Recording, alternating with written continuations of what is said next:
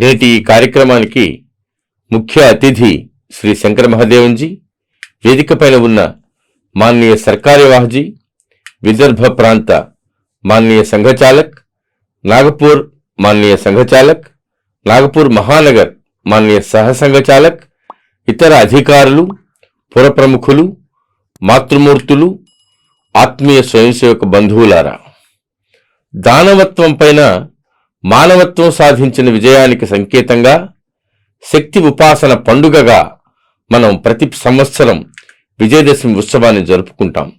ఈ సంవత్సరం ఈ పండుగ మనకు ఎంతో ఆనందాన్ని, ఉత్సాహాన్ని, గౌరవాన్ని కలిగించే అనేక సంఘటనలను తీసుకొచ్చింది. గత ఏడాది మన దేశం G20 దేశాల సమావేశానికి అధ్యక్షత వహించింది. ఏడాది పొడవునా సభ్య దేశాలకు చెందిన నేతలు, మంత్రులు, అధికారులకు సంబంధించిన అనేక కార్యక్రమాలు, సమావేశాలు జరిగాయి.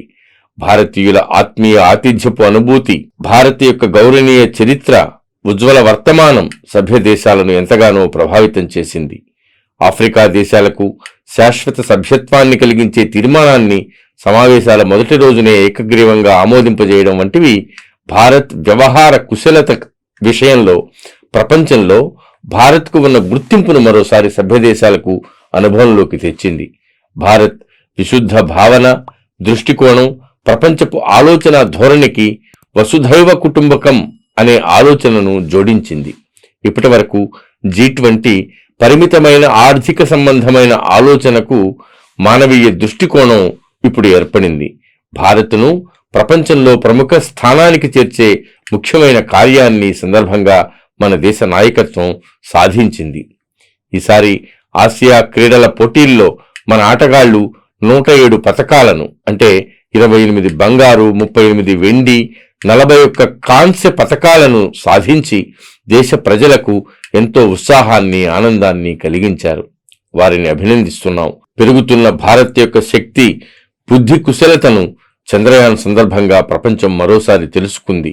మన శాస్త్రవేత్తల వైజ్ఞానిక శక్తి, కుశలత, నేతృత్వం కలిసి ఈ విజయాన్ని సాధించి పెట్టాయి. అంతరిక్ష రంగంలో మొదటిసారి చంద్రుని దక్షిణ ధ్రువంపై భారత్కు చెందిన విక్రమ్ ల్యాండర్ దిగింది.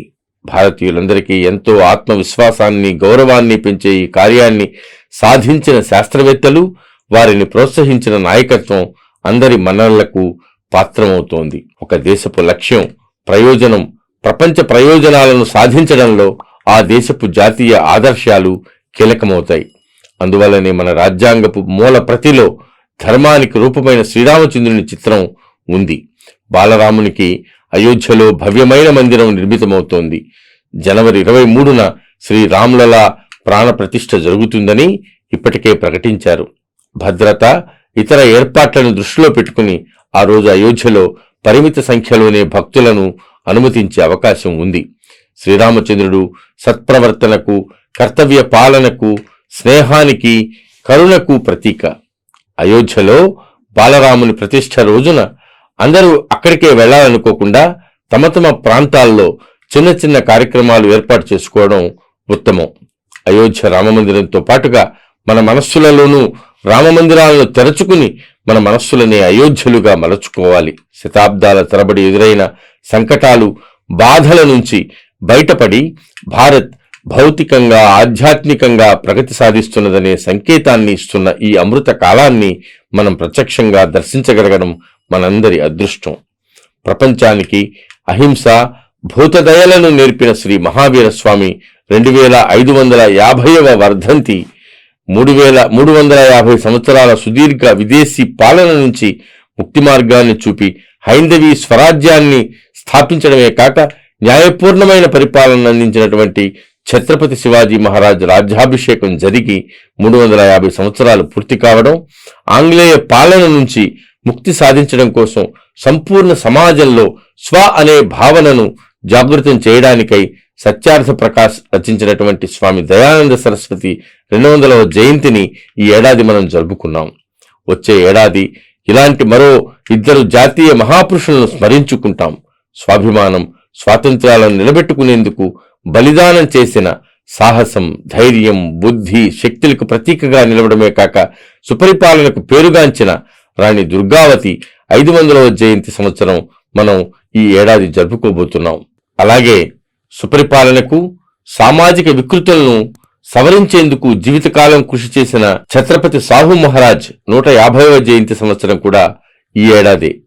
స్వాభిమానాన్ని, తన గుర్తింపును కాపాడుకోవడం మనిషి సహజ లక్షణం. అందుకు సహజంగానే ప్రతి ఒక్కరూ ప్రయత్నిస్తారు. ప్రపంచమే కుంచుకుపోతున్నటువంటి ప్రస్తుత కాలంలో తన ప్రత్యేకతను, ఉనికిని కాపాడుకోవడం ఎలాగన్నది ప్రస్తుతం ప్రపంచంలోని ప్రతి దేశం ఎదుర్కొంటున్నటువంటి సమస్య. అయితే ప్రపంచం మొత్తాన్ని ఒకే చట్రంలో బిగించడానికి, ఒకే రంగులోకి మార్చడానికి ఇప్పటి వరకు జరిగిన ఏ ప్రయత్నమూ సఫలం కాలేదు. ఇక ముందు కూడా కాదు. భారతదేశపు గుర్తింపు హిందూ సమాజం. దాని అస్తిత్వాన్ని పరిరక్షించాలనే ఆలోచన సహజమైంది.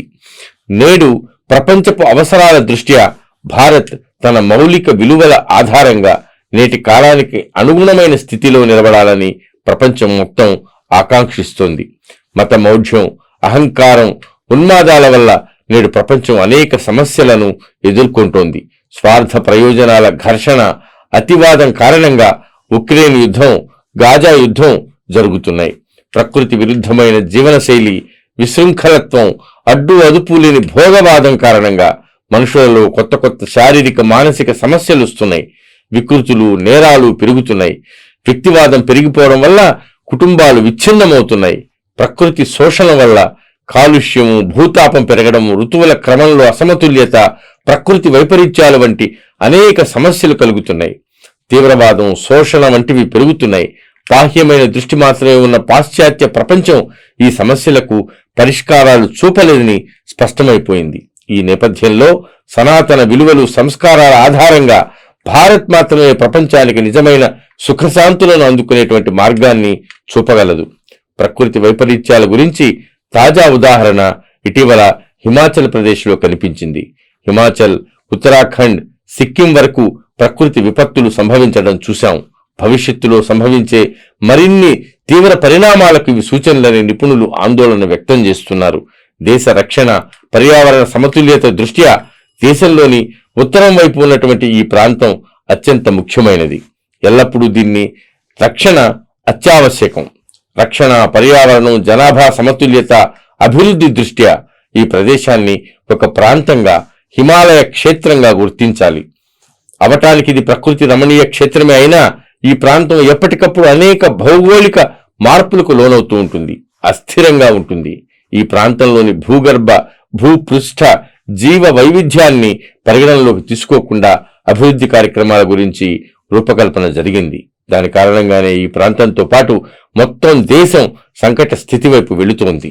భారత్తో పాటు దక్షిణ పూర్వ ఆసియా మొత్తానికి జలవనరులు అందించేది ఈ క్షేత్రమేనని మనందరికీ తెలుసు. ఈ క్షేత్రంలో ఉత్తర భాగంలో చైనా ఆక్రమణ ఆనవాళ్లు చాలా కాలంగా కనబడుతున్నాయి. అందుకని ఈ ప్రాంతానికి భూగర్భ, సామాజిక, రాజకీయ పరిణామాల దృష్ట్యా ఎంతో ప్రాధాన్యత ఉంది. వీటన్నిటినీ దృష్టిలో పెట్టుకుని ఈ ప్రాంతం గురించి ఆలోచించాల్సిన అవసరం ఉంది. ఇటువంటి ఘటనలు హిమాలయ ప్రాంతంలో తరచూ జరుగుతుంటే అవి దేశానికి ఒక స్పష్టమైన సంకేతంగా భావించాలి. అసంపూర్ణ భౌతికవాద, వినియోగవాద దృష్టితో కూడినటువంటి అభివృద్ధి మార్గాల వల్ల మానవ జాతి, ప్రకృతి మెల్లమెల్లగా వినాశనం వైపు వెళతాయి. నిజానికి ప్రపంచమంతటా ఈ ఆందోళన పెరుగుతోంది. ఆ ప్రతికూల మార్గాలను వదిలి భారతీయ మార్గాల వైపు, భారతీయ మూలాల ఆధారమైనటువంటి భారతీయ సమగ్ర ఏకాత్మ దృష్టి ఆధారంగా కాలానుగుణమైన అభివృద్ధి పంథాని భారత్ తయారు చేసుకోక తప్పదు. భారత్ అనుసరించే ఆ మార్గం భారత్తో పాటు ప్రపంచానికి కూడా అనుకరణీయమైనదని అవుతుంది. అయోగ్యమైన, ఫలవంతం కాని మార్గంలో వెళ్లే అంధానుకరణ ప్రవృత్తిని మనం విడవక తప్పదు. వినియోగవాద ప్రవృత్తిని వదిలి ప్రపంచంలో ఏది సమయానుకూలమో ఆ మార్గాన్ని అందరూ అనుసరించాలి. మన దేశంలో ఉన్నదాన్ని సమయానుగుణంగా మార్చుకుంటూ మన స్వ ఆధారిత స్వదేశీ అభివృద్ధి మార్గాన్ని మనం ఎంచుకోవాలి. దీని దృష్ట్యా కొన్ని విధానపరమైన మార్పులు గత కొన్ని రోజుల్లో జరిగాయని తెలుస్తోంది. సమాజంలో వ్యవసాయం, వ్యాపారం, ఉద్యోగ రంగాలలో సహకారం, కొత్త ప్రయోగాల సంఖ్య గణనీయంగా పెరిగింది. ప్రభుత్వ రంగంలో, అన్ని రంగాలలో ఆలోచనాపరులు, దిశానిర్దేశం చేసే వారిలో మరింత జాగృతి రావాల్సిన అవసరం ఉంది. ప్రభుత్వంలో స్వ ఆధారిత యుగానుకూల విధానం, పరిపాలనా తత్పరత, ప్రజానుకూల వ్యవహారం, సమాజం యొక్క మనోవాక్కాయ కర్మలు అంటే మనస్సు, వాక్కు, కర్మల సహకారం, సమర్థతే దేశాన్ని పరివర్తన దిశలో ముందుకు తీసుకెళ్తాయి. కానీ ఇది జరగకూడదని, సమాజం చిన్నాభిన్నమై సంఘర్షణల మయం కావాలని చేసే ప్రయత్నాలు కూడా సమాజంలో ఒకవైపు పెరుగుతున్నాయి. మన అజ్ఞానం, అవివేకం, పరస్పర విశ్వాస లోపం, అజాగ్రత్త వల్ల సమాజంలో ఇలాంటి ఉపద్రవాల సంఖ్య పెరుగుతూ పోతున్నట్టు కనిపిస్తోంది. భారతదేశ అభివృద్ధి లక్ష్యం విశ్వ కళ్యాణమే. కానీ ఈ ఉద్ధాన మార్గంలో జరిగే పరిణామాల వల్ల స్వార్థపూరిత, విఘటనకర, మోసపూరిత శక్తులు నియంత్రించబడతాయి. అందువల్ల ఆ శక్తుల నుంచి తీవ్రమైన వ్యతిరేకత, నిరంతరమైన విరోధం ఎప్పుడూ ఎదురవుతూనే ఉంటుంది. ఈ శక్తులు ఏదో ఒక సిద్ధాంతపు రంగు పులుముకున్నప్పటికీ వాటి స్వభావం అలాగే ఉంటుంది. ప్రామాణికంగా, నిస్వార్థంగా పనిచేసేవారికి, దేశ హితాన్ని దృష్టిలో పెట్టుకుని పనిచేసేవారికి ఎల్లప్పుడూ ఇబ్బందులు తప్పవు. ఈ మధ్య ఇలాంటి విచ్ఛిన్నవాదులు తమను తాము సాంస్కృతిక మార్క్స్వాదులమని చెప్పుకుంటున్నారు. తమను తాము ఓకిజం, ఓకిస్టులు అంటే జాగృత జీవులుగా వారు చెప్పుకుంటున్నారు. కానీ వీళ్లు మార్క్స్నే 1920 నుంచే మర్చిపోయారు. ప్రపంచంలోని మంచి వ్యవస్థలు, శుభం, సౌభాగ్యం, సంస్కారం, సంయమనం పట్ల వీళ్లకి ఎల్లప్పుడూ విరోధమే. గుప్పెడు మంది అధికారం కోసం, అజమాయిషి కోసం అరాచకత్వం, విశృంఖలత్వాలను ప్రచారం చేస్తారు. ప్రసార మాధ్యమాలు, అకాడమీలను స్థావరాలుగా చేసుకుని దేశాలలో విద్య, సంస్కారం, రాజకీయ, సామాజిక రంగాలలో భ్రమలను, భ్రష్టత్వాన్ని పెంచడమే వీరి కార్యశైలి. ఇటువంటి వాతావరణంలో అసత్యం, అభూత కల్పనల ద్వారా భయం, భ్రమ, ద్వేషం సులభంగా వ్యాపిస్తాయి. పరస్పర ఘర్షణల మధ్య కొట్టుమిట్టాడుతూ అసంబద్ధత, దుర్బలతల మధ్య చిక్కుకున్న సమాజం సులభంగా ఈ విధ్వంసకారుల బారిన పడుతుంది. మన పరంపరలో దేశంలోని ప్రజల మధ్య అపనమ్మకాన్ని, దిగ్భ్రాంతిని, పరస్పర ద్వేషాన్ని పుట్టించే ఇలాంటి ప్రణాళికను మంత్ర విప్లవం అని పేర్కొన్నారు. రాజకీయ స్వార్థం కోసం, రాజకీయ ప్రత్యర్థిని ఓడించడం కోసం ఇటువంటి అవాంఛనీయ శక్తులతో చేతులు కలపడమనే అవివేకం కొందరిలో కనిపిస్తోంది. సమాజం ఎప్పటి నుంచో ఆత్మవిస్మృతిమయమై అనేక రకాల భేదాలతో శిథిలమై స్వార్థపరుల దెబ్బలు, ఈర్ష్యా ద్వేషాలతో ఇబ్బంది పడుతోంది. అందుకనే ఈ అసురీ శక్తులకు సమాజం, దేశాన్ని విచ్ఛిన్నం చేయాలనే అంతర్గత బాహ్య శక్తుల సహాయం కూడా లభిస్తోంది. మణిపూర్లోని ప్రస్తుత పరిస్థితిని గమనిస్తే మనకి విషయం గుర్తుకొస్తుంది. ఒక దశాబ్దం పాటు ప్రశాంతంగా ఉన్న మణిపూర్లో ఉన్నట్టుండి ఘర్షణాగ్ని ఎలా రగిలింది? అల్లర్లు చేసిన వాళ్లలో పక్క దేశపు తీవ్రవాదులు కూడా ఉన్నారా? వారి అస్తిత్వానికి సంబంధించి ఎటువంటి సందేహం లేని మణిపురి మైతేయి, కుకీ సమాజాల మధ్యన ఈ సంఘర్షణకి మతం రంగు పులిమే ప్రయత్నం ఎవరి ద్వారా జరిగింది? కొన్ని ఏళ్లుగా అక్కడ అందరికీ సమానంగా సేవ చేసే రాష్ట్రీయ స్వయంసేవక సంఘం వంటి సంస్థలను కూడా ఇందులోకి లాగే ప్రయత్నంలో ఎవరి స్వార్థం ఉంది? ఈ సరిహద్దు ప్రాంతంలో నాగాలాండ్, మిజోరాంలకు మధ్యలో ఉన్న మణిపూర్లో ఇటువంటి అశాంతి నుంచి లాభం పొందేందుకు ఏ విదేశీ శక్తులకు ఆసక్తి ఉండుండవచ్చు? ఈ ఘటనల పరంపరలో దక్షిణ పూర్వాసియాలోని భౌగోళిక రాజకీయ శక్తుల పాత్ర ఉందా?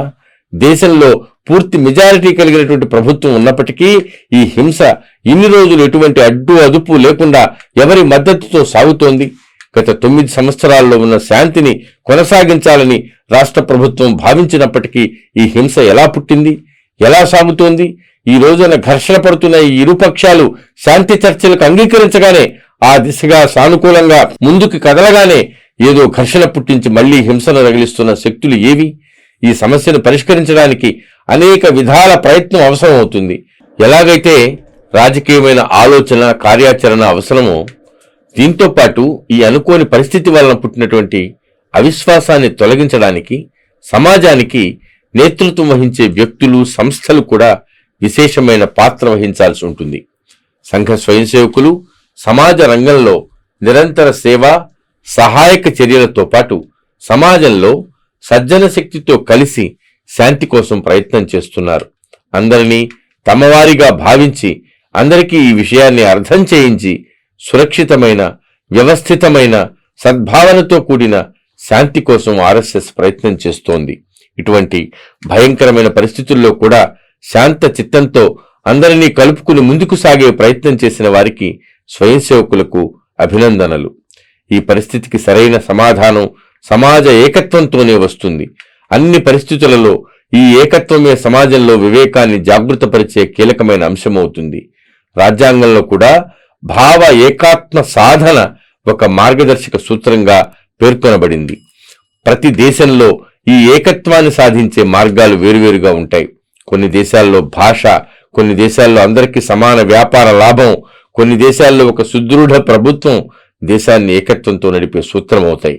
కానీ కృత్రిమమైన మానవ నిర్మిత సూత్రాల మీద, స్వార్థం మీద ఆధారపడ్డ ఏ ఏకత్వం దృఢంగా ఉండదు. మన దేశంలో ఎంత వివిధత్వం ఉందంటే ఇదంతా ఒకే దేశమని అర్థం చేసుకోవడానికే జనాలకి చాలా సమయం పడుతుంది. కానీ మన దేశం ఒకే దేశంగా, ఒకే సమాజంగా ప్రపంచ చరిత్రలో అనేక ఉత్థాన పతనాలను దాటి ఈనాటికి తన ప్రాచీన సూత్రాలతో బంధాలను కొనసాగిస్తూ నిలబడింది. ఏకత్వ పరంపర మనకి వారసత్వంగా అందించబడింది. దీని రహస్యం ఏంటి? నిస్సందేహంగా అది మన సార్వజనీన సంస్కృతే. పూజా పద్ధతి, భాష, జాతి వంటి భేదాలను వదిలి మన కుటుంబం నుంచి విశ్వకుటుంబం వరకు ఆత్మీయతను పంచేటువంటి మన ఆచరణ పద్ధతే. మన పూర్వజులు జీవన ఏకత్వ సత్య సాక్షాత్కారం పొందారు. దాని ఫలితంగా శరీరము, మనస్సు, బుద్ధులకు ఉన్నతిని కలిగించి సుఖాన్నిచ్చి అర్ధకామాలతో పాటు మోక్షం వైపు నడిపేటువంటి ధర్మతత్వం మనకు అవగతమైంది. ఆ ధర్మం ఆధారంగా వాళ్ళు సత్యము, కరుణ, శుచి, తపస్సు అనే 4 శాశ్వత గుణాలను ఆచరణలోకి తెచ్చే సంస్కృతిని వికసింపజేశారు. నలుదిక్కుల నుంచి సురక్షితమైన మన మాతృభూమి, అది అందించే అన్నం, జలం, వాయువు కారణంగానే ఇది సాధ్యమైంది. అందుకే మన భారత భూమిని మన సంస్కారాలకు అధిదేవతగా మనం కొలుస్తాం. స్వాతంత్ర సంగ్రామంలో పోరాడిన మహాపురుషులను మనం 75వ స్వాతంత్రోత్సవం సందర్భంగా స్మరించాం. ఏ మహాపురుషుల వల్ల మన ధర్మము, సంస్కృతి, సమాజం, దేశ రక్షణ సమయానుకూలంగా మార్పులు చేస్తూ దేశ వైభవాభివృద్ధి జరిగిందో ఆ కర్తృత్వ సంపన్న పూర్వజులు మనందరికీ గౌరవనీయులు, అనుసరణీయులు.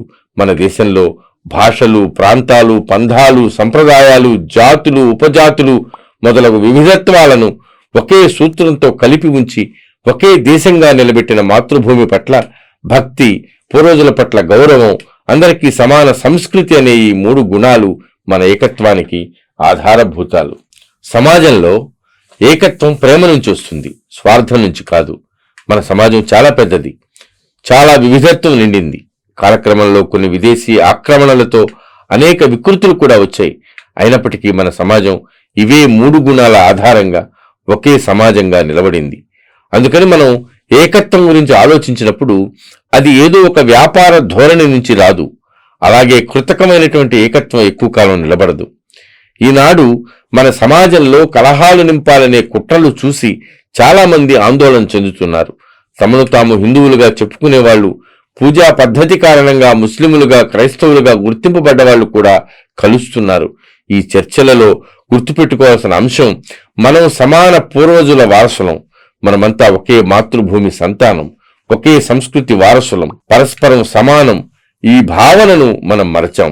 ఆ మూల భావనను అర్థం చేసుకుని దాని ఆధారంగా మనం మళ్ళీ కలవాలి. మన మధ్య ఎటువంటి సమస్యలు లేవా? అభివృద్ధి కోసం మనలో మనకి పోటీ లేదా? మనలో అందరం మనసా, వాచా, కర్మణ ఈ ఏకాత్మ సూత్రాలను అనుసరించి వ్యవహరిస్తున్నామా? మనందరికీ తెలుసు, అంతటా ఈ పరిస్థితి లేదు. కానీ ఇలా ఉండాలంటే ముందు సమస్యలు తొలగాలి, ప్రశ్నలకు సమాధానాలు లభించాలి. అప్పుడు ఏకత్వం గురించి ఆలోచిస్తామంటే కుదరదు. మనం మనది అనే ఆలోచన ప్రారంభం చేసి జీవిస్తే అందులోంచి ఈ సమస్యలకు పరిష్కారాలు దొరుకుతాయి. ఒక చోట వచ్చిన ఘర్షణల వల్ల చెలించకుండా, శాంతి నియంత్రణ కోల్పోకుండా పని చేయాలి. సమస్యలు ఉన్నమాట వాస్తవం, కానీ అవి కేవలం ఒక వర్గం లేదా జాతికి మాత్రమే చెందినవి కావు. వాటిని పరిష్కరిస్తూనే ఆత్మీయత, ఏకత్వం కలిగిన మానసిక స్థితిని మనం పెంపొందించుకోవాలి. బాధిత మనస్తత్వం, పరస్పర అవిశ్వాసంతోనే చూడడం, రాజకీయ ప్రతిష్ట వంటి వాటి నుంచి పక్కకు వచ్చి కదలాలి. ఇటువంటి పనులలో రాజకీయం ఎప్పుడూ నష్టకారిగానే పనిచేస్తుంది. ఇదేమి శరణాగతి కాదు, లేదా బలవంతం కాదు. యుద్ధం చేస్తున్న ఇరుపక్షాల అస్త్ర సన్యాసం కూడా కానే కాదు.